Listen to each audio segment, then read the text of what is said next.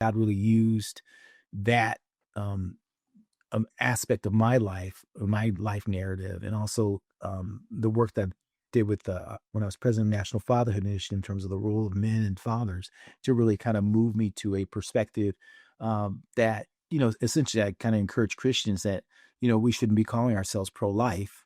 We should be calling ourselves pro-abundant life. I love that. Based on John 10:10, where Christ said, I came that you might have life and then have that life abundantly. Yeah. And again, if you look at that passage, what is Jesus saying? I mean, he's talking about two types of life there, right? He's talking about bios, B-I-O-S, where we get the word biology, which is physical life.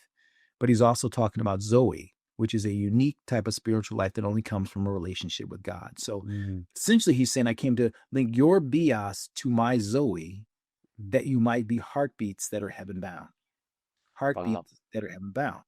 And so when God kind of downloaded that into my brain and I started looking at the pro-life movement through that lens, what I realized was that's not really what pro-life actually is in the minds of most people, and certainly not Mhm.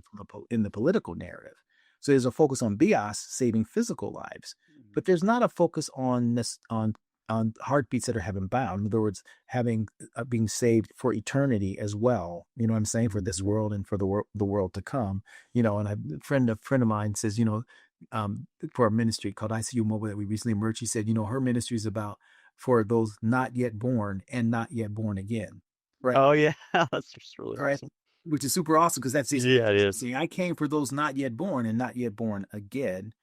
And so that really caused me to start thinking about this issue very differently because you can be an atheist and be pro-life, Mm. but you can't be an atheist and be pro-abundant life. And I think as Christians, we have a higher calling.